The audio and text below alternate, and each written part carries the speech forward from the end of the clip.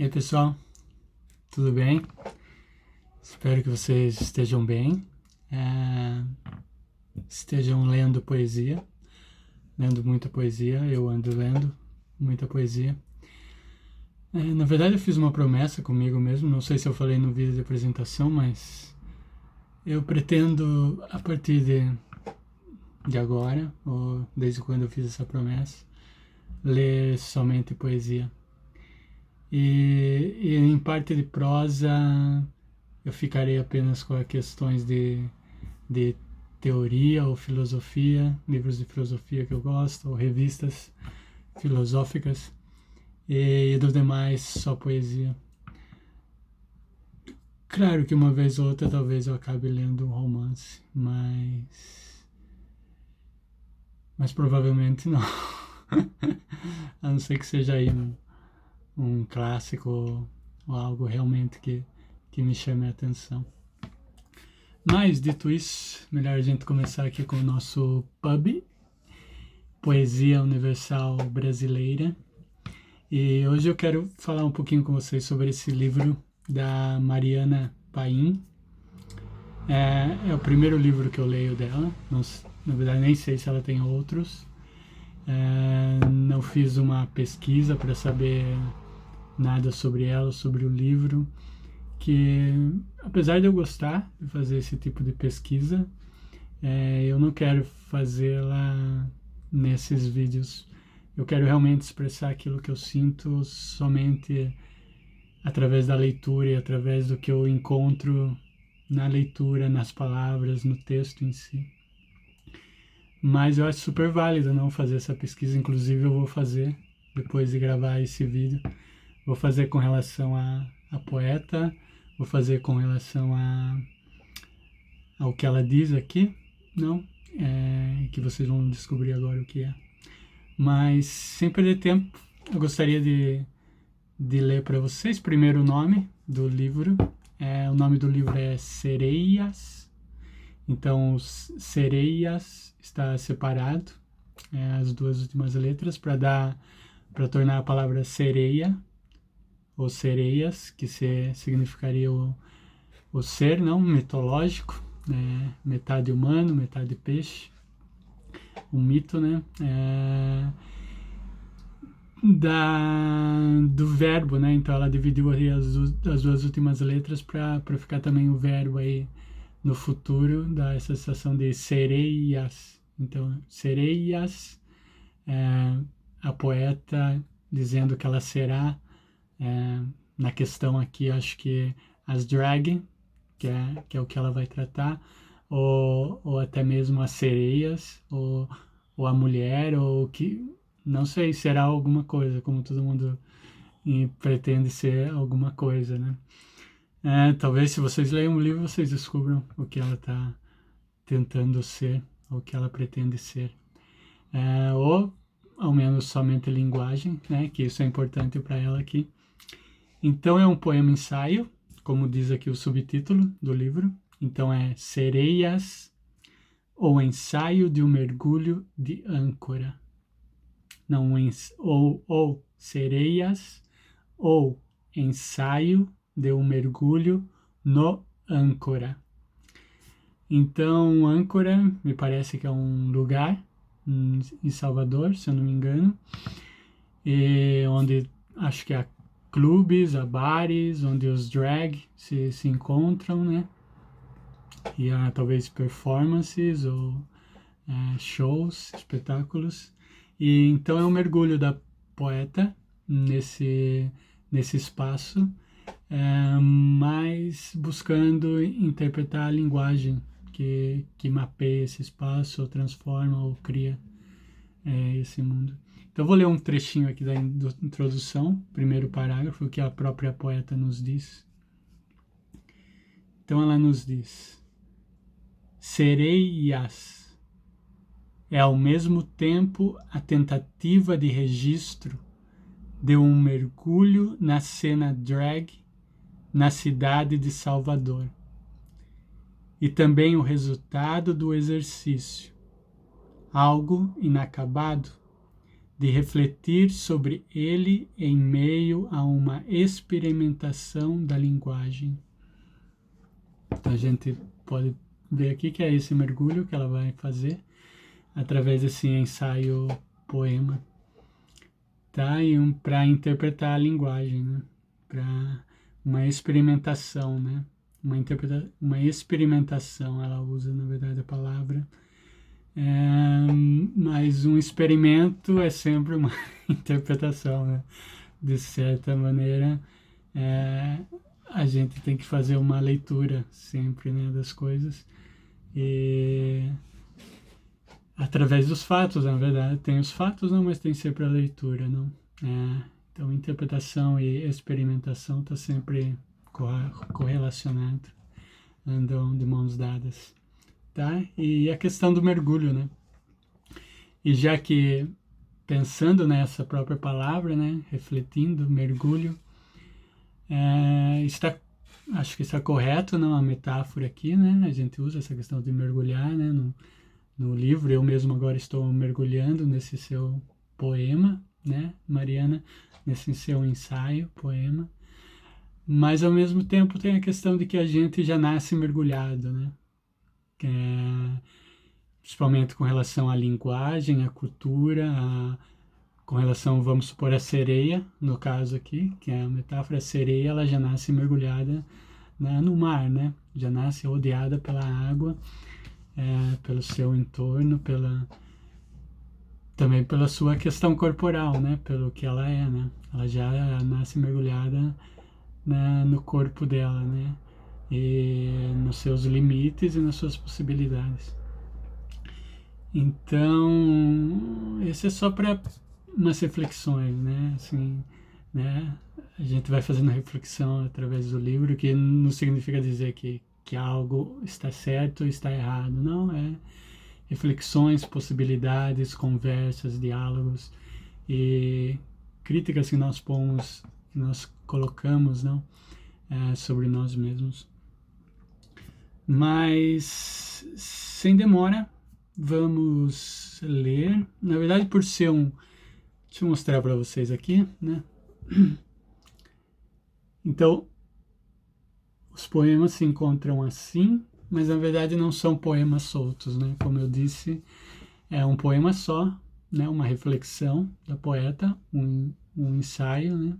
Uma experimentação interpretativa sobre essa cena, né?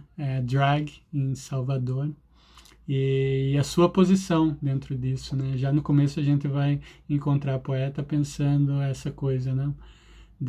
Dela, né? Sendo a parte interpretativa e a partir desse ponto também influenciando, não? Na cena em si ou no espaço ali, onde ela se encontra, né?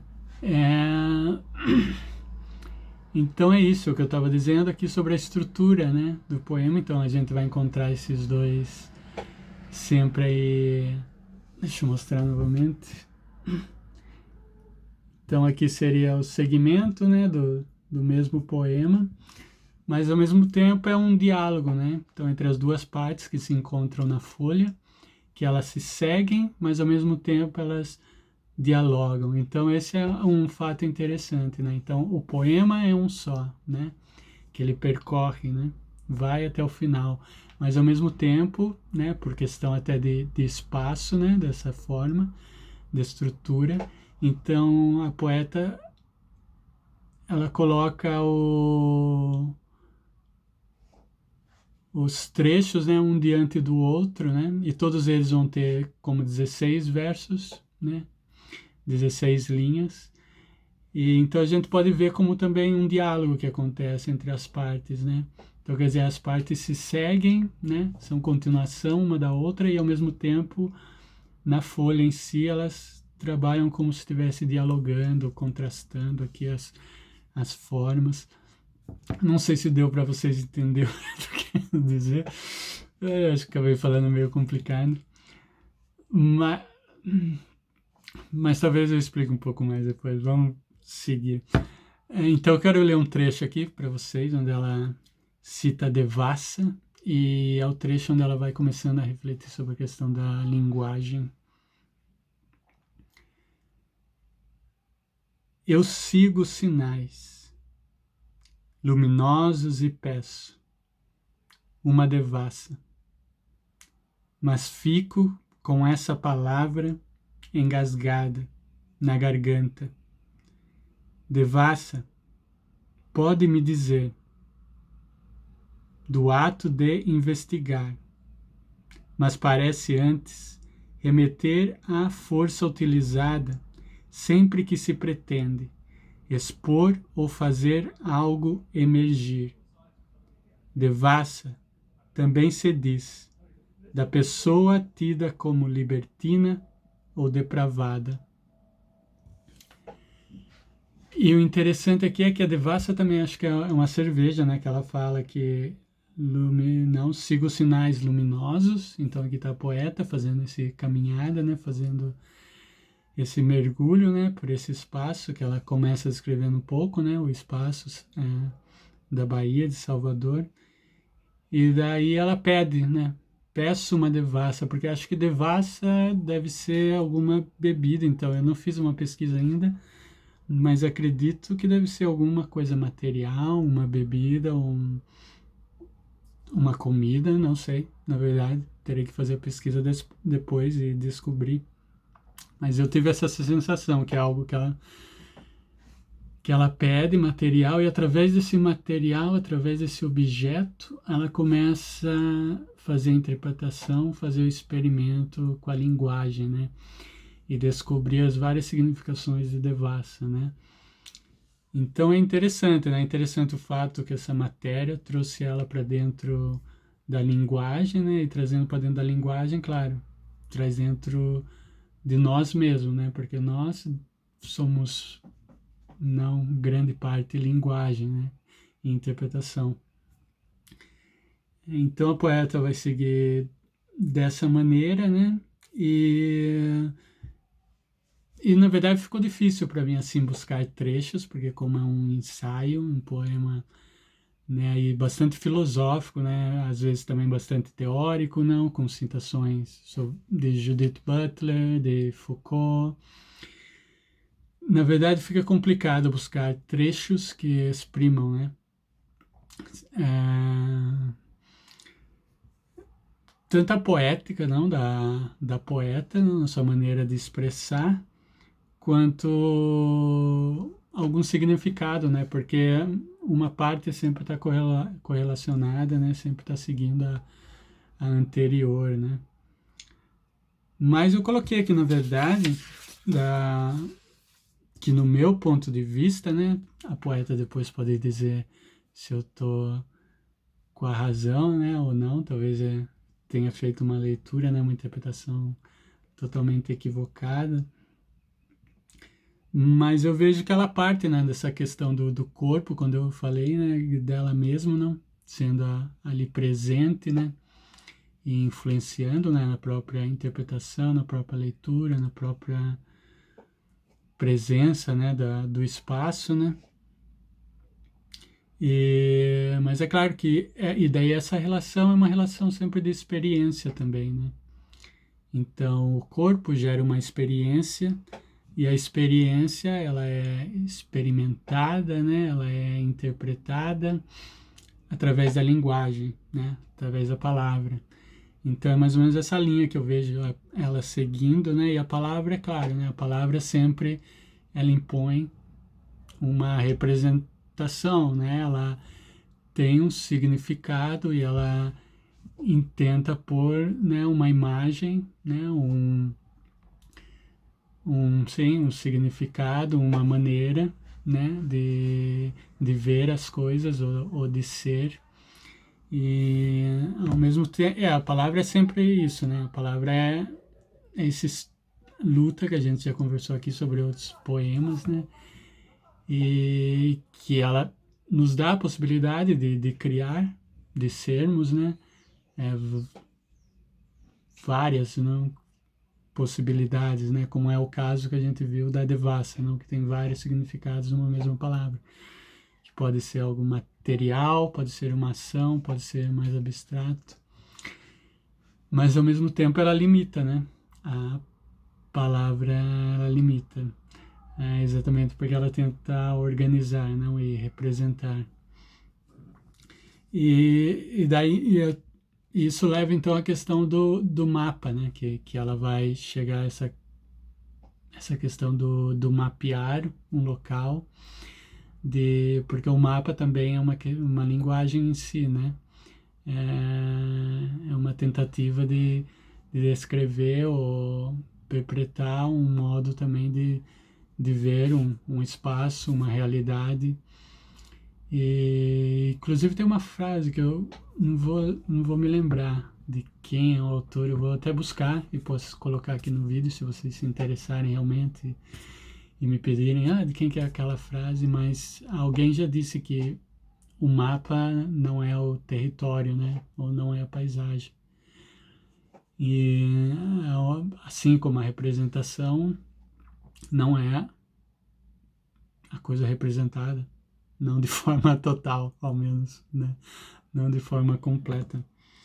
E no final, então, ela vai cair novamente, voltando para a palavra, que o último termo que ela vai encontrar, que ela nos dá aqui, será o próprio termo da sereia, né? Como esse ser, não, mitológico, metafórico, sendo usado, não, para representar aqui essa cena, né? Ou essa ideia que ela está tentando transmitir.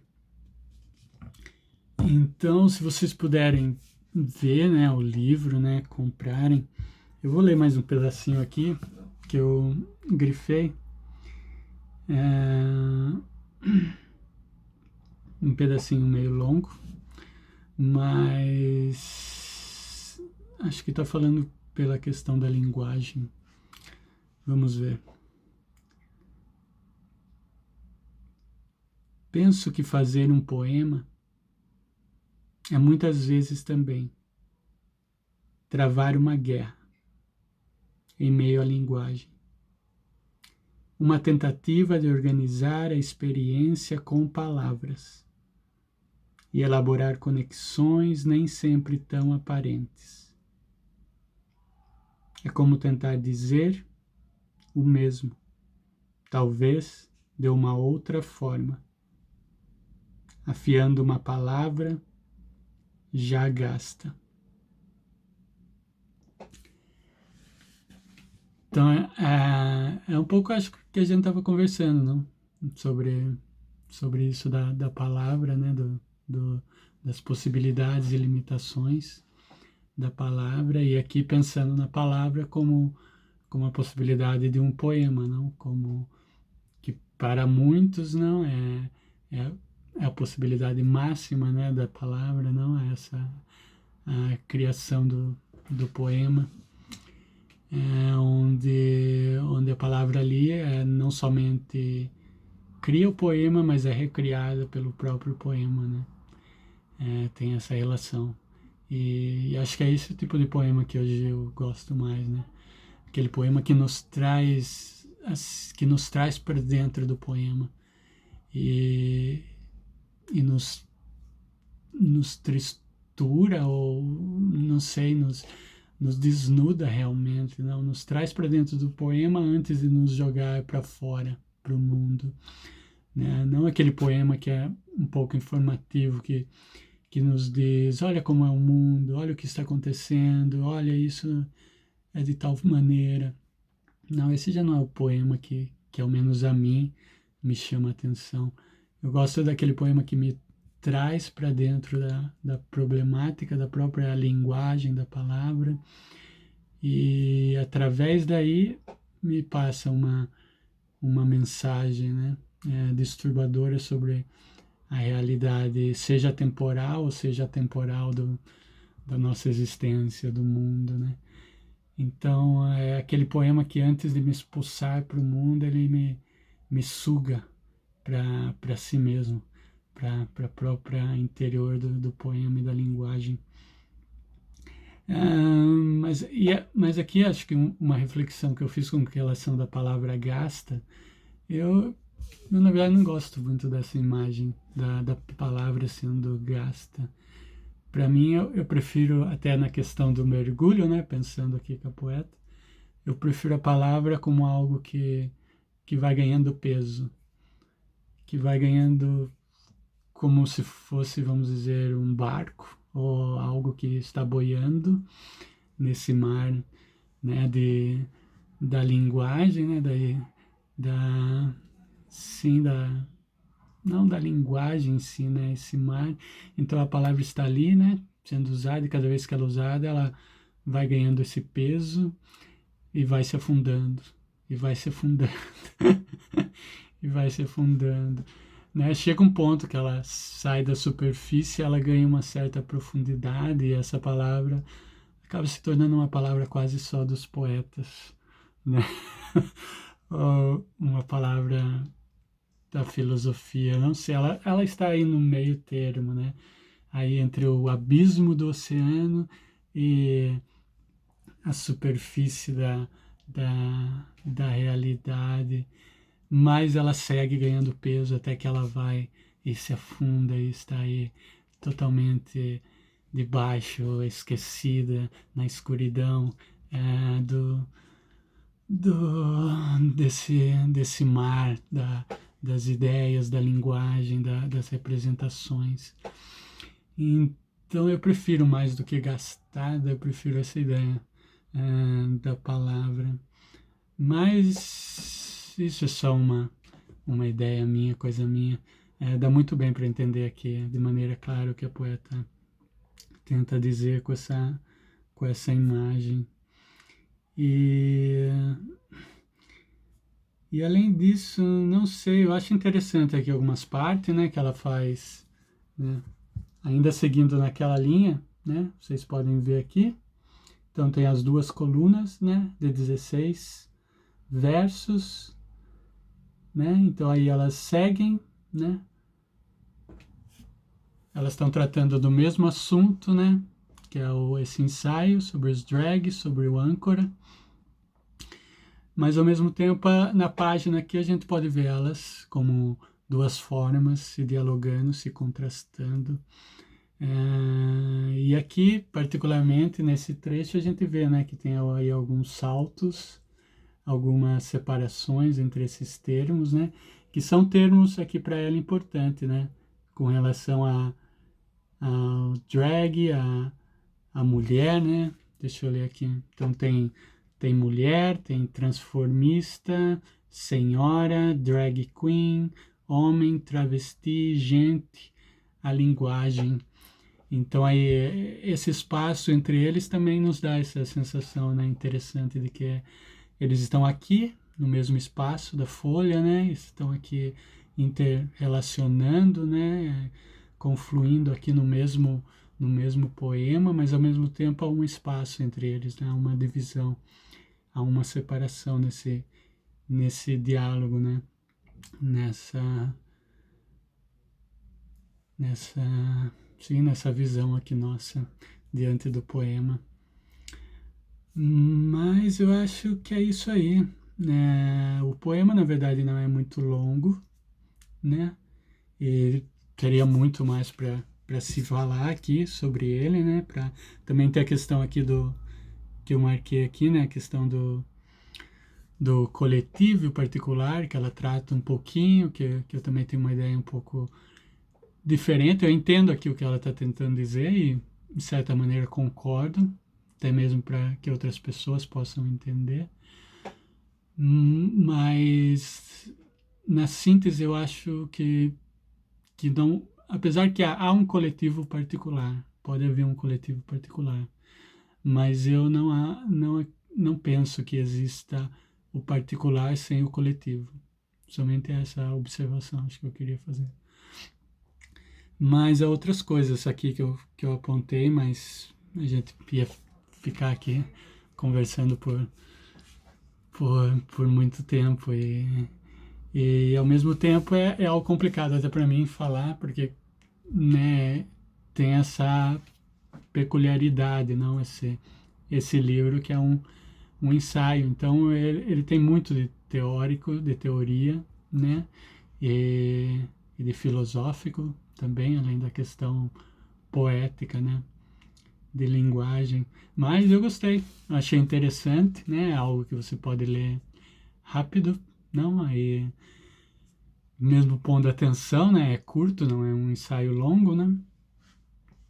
E interessante. Na verdade, agora eu vou fazer mais pesquisa aí para descobrir o que é Devassa, descobrir essa cena drag, não? De Salvador, descobrir o que é o âncora, esse espaço, descobrir um pouco mais sobre a Mariana, quem sabe ler outros livros dela, de poemas, né? E é isso. Espero que vocês tenham curtido.